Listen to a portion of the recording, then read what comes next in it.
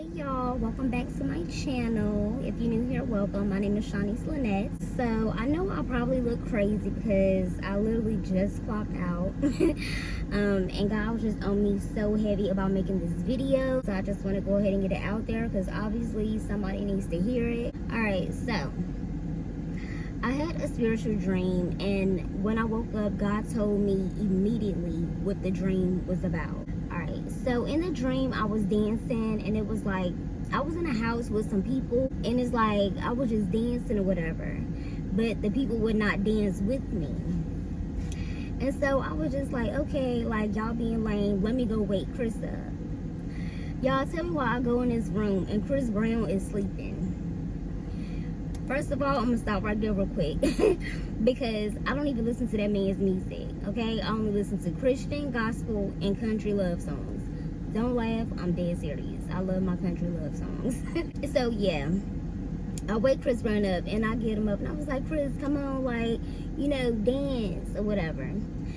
So the dream was so dark and it just felt so evil. And it's like me and Chris Brown, we were standing, and I don't know if y'all remember when people used to battle each other. Like, if you know about hip-hop dancing, they'll stand in front of each other, like, face to face. One person do a dance, and then the other person try to do a better dance. So we were in that type of form, like, we were standing face to face. And it's like Chris Brown would dance, but I wouldn't do a different dance. I would try to mimic his dance. And the type of dancing, like, it was like he was moving in like a puppet form, you know. Y'all know, like, I don't know if y'all seen like Pinocchio and Geppetto, like he had the strings and, you know, he would be like this. But that's how Chris Brown was. It's like he was a puppet or whatever. Like somebody was controlling him. And so he would do his dance and I would do it too, like, you know, in that same type of form. I would try to mimic his form and dance. And I woke up, you know, God had put it on me. He was like, you are being entertained by the devil, you know. Like, he let me know that he was like, you know, he was being controlled by the devil. And people that listen to his music, they're being entertained by the devil, you know, and by demons, you know, his workers, people that make that type of music. And he just, you know, just wanted me to give that to y'all and just enlighten you, to kind of enlighten you a little bit on the situation, because I know some people are just like, oh, music is music.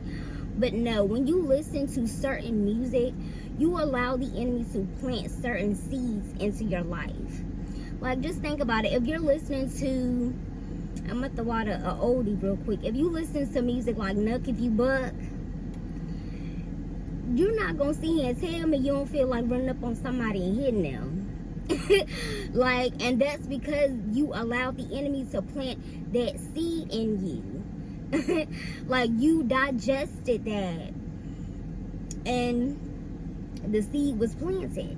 Or let's say if you listen to a song with a nice beat, a nice flow, and it's just so good going throughout your day, and you find yourself like that song, it just pops back up in your mind. It's like when a song just won't leave your mind, like it's just playing in your head all day. When you wake up the next day, that's the first thing that comes to your mind is that song. That's because the enemy planted that seed in your mind. I have fell victim to that so many times. I was always a person, I loved, you know, R&B music. God, he dealt with me about that. You know, he dealt with me about R&B music and, you know, these artists. It leads to, well, I'm married, so, but, you know, listening to R&B songs, love songs, you know, if you're not married, it leads to sexual immorality. It will plant that seed of lust in you. It makes you want to go out and have sex with someone, you know. And if you know that you're not married, then you should not be allowing the enemy to plant that type of seed in you. And even with married people, certain songs, you have to be careful because it may have you lusting after someone else. You know, it will plant the seed of lust in you, listening to sexual songs. If it's not just a love-based song, like specifically stating, like, you know, about a husband and a wife, it will plant a lustful seed in you. R&B songs, even them old 90s jams, it's gonna make you want to go out here and sleep with somebody. Even when you're married, you have to be careful. I mean, it can even have you lusting after the person singing the song, like, man, he sounds so good. Like, if I'm a married woman, I'm married to Trey, and I'm listening to what maybe, I can't even think of none right now. Maybe like Jagged Edge, Genuine, something like that. And the devil can plant in my head, like, I'm listening to the song next thing, and I'm like, man, he sound good. Like, I'm lusting. I'm committing adultery in my heart. I'm lusting after Genuine, the singer, and I'm not thinking of my husband. The enemy is so slick and conniving, and any little opportunity that he can get, any little opportunity that he sees that he can get, he's gonna take it. And he's not gonna come at you and just snatch you all at once. Me and my godmother were just speaking on this, how the enemy works. He's gonna get that little thing, that little piece of weakness that he see in you, and he's gonna go for it, and then he just gonna begin to pull you little by little. It's like tug of war. How they pull the rope little by little, and the other team, they just get to slide and slide. That's how the enemy is gonna do you.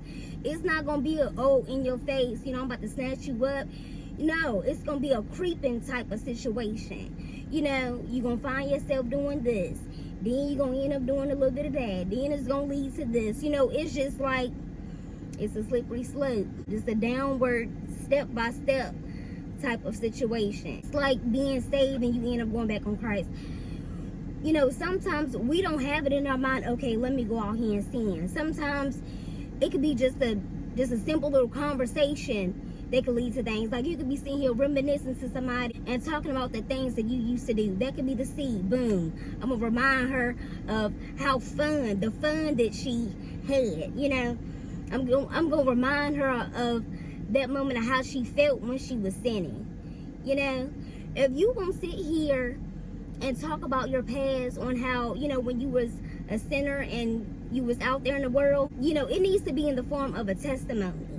You don't never need to sit around. If you believe in Christ, you turn your life to God, you don't need to be sitting around talking about the fun that you had when you were sinning. Because next thing you know, you're going to get that feeling on you've been missing out. You want to go back and have that fun. We have to be mindful. You have to protect your ear gate, your eye gate. You have to protect the very gates of your soul, because that's where it's going to lead to. Whatever you allow into your life, whatever you digest, is going to get into your soul. It's going to get inside of you. And once it plants that seed, you don't know what's going to come out of it. You don't know the disaster that's going to come out of it. So God just led me to say that. I don't know who this video was for, but like I said, he was just pressing me so hard on making this video.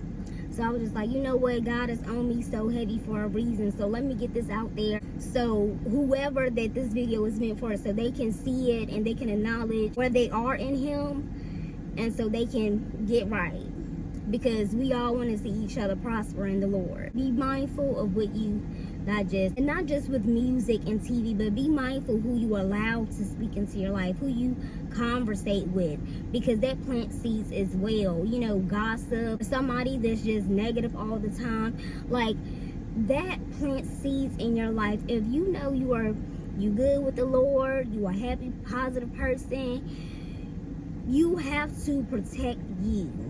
You have to be overprotective about you and your spirit. Don't allow nobody to bring you down because they are down. Because a lot of times, we can associate with people and they seem like they have good intentions, but sooner or later their actions are going to expose their true motives. The way they respond to your good news, or the news that they bring to you. If they're always bringing some bad news to you, get away from that person.